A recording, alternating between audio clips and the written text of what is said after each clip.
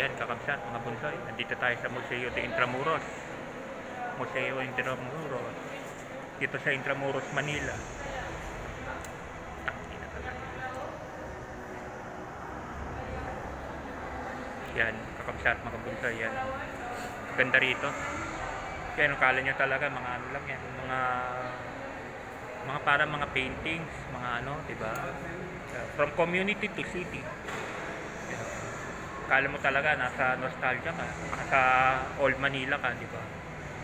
Yan, ganda ng pagkakagawa rito. Yan.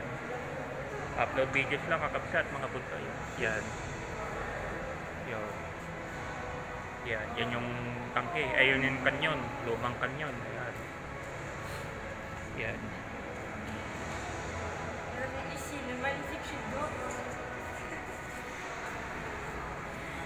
Walang bayad dito. Sa kabila may bayad. Yan, ikot-ikot lang. Ito yung mga banga. Yung mga old na banga. Yan.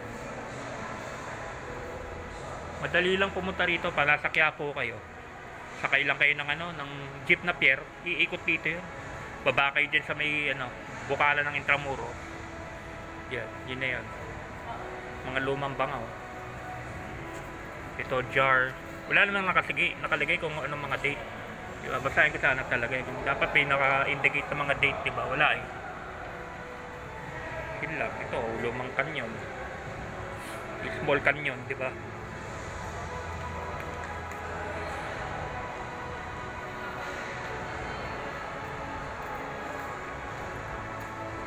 Actually, 75 pesos yung bayad sa kabila kasi mas maganda yun. Mas puno, mas maraming ano. Oh, 3 palapag yun kabila. Ito 1 story lang. Sorry.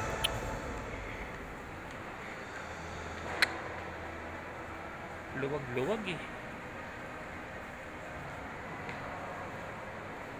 Istorbo yun, ibang tao. Ito lumang ano, Caja de Hierro. Paglagyan ng mga pera nila yan.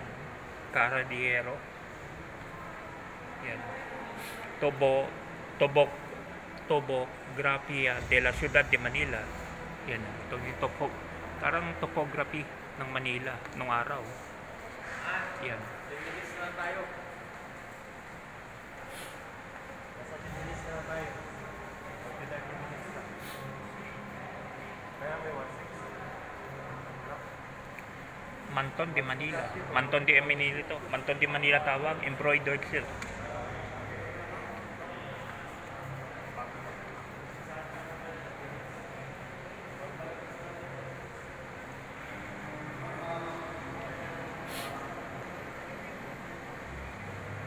Yan yung mga santo. San Agustin. Mga iba wala nang kamay, no? Wawa naman. Saint Francis de Assis. Si San Francisco Javier. Wala na yung kaliwang kamay. Wala na to. Wala na yung kaliwang kamay naman. Ito Santo Domingo de Guzman. Ito kompleto. Hindi, mga daliri naman nawala. Mga daliri niya naputol. Si Santo Domingo de Guzman. Ito si Santa Maria Magdalena. Ito Santo Tomas de Aquino.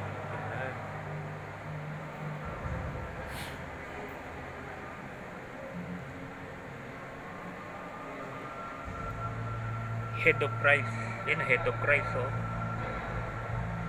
Tapos ito, Bulletin Ecclesiastico. Ito, yan, mga artifacts lang, mga lumang ganyan, mga lumang gamit, lumang plato. Yan.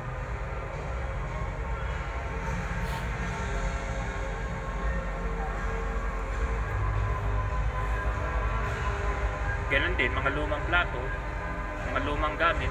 Yan.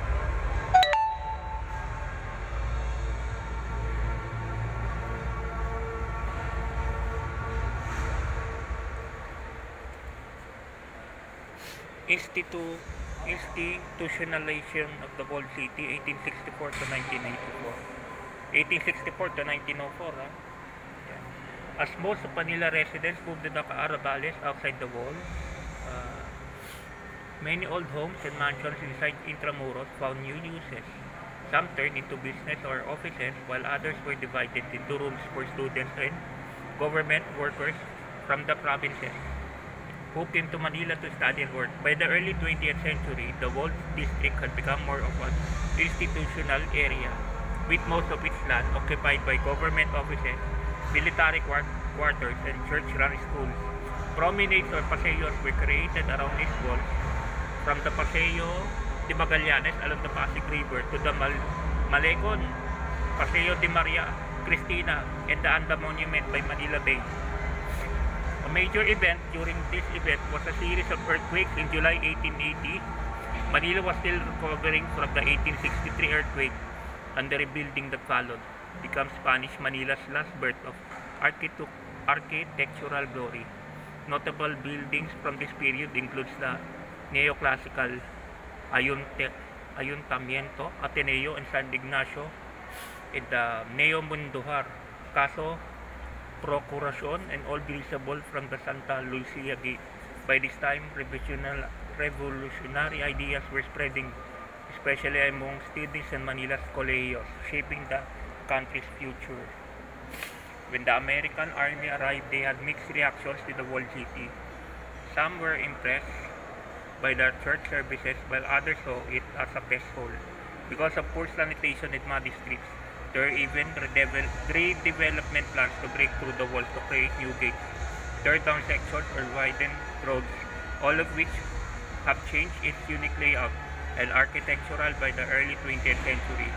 The walled city of Manila felt outdated, mostly serving as a ceremonial hub for the church and the government, while little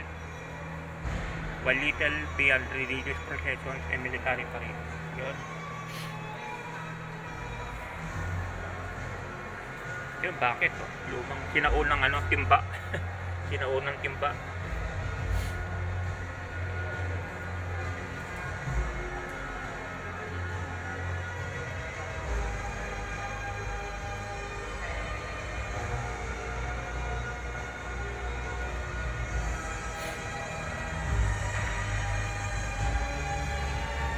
Ganda ng pagkakagawa nitong museum na to. Pero one floor lang kasi siya. One floor lang siya eh. Maganda yung pagkakagawa ng museum. Pero one floor lang. Yan. Tingnan nyo yung ceiling niya lahat. Yan. Ganda.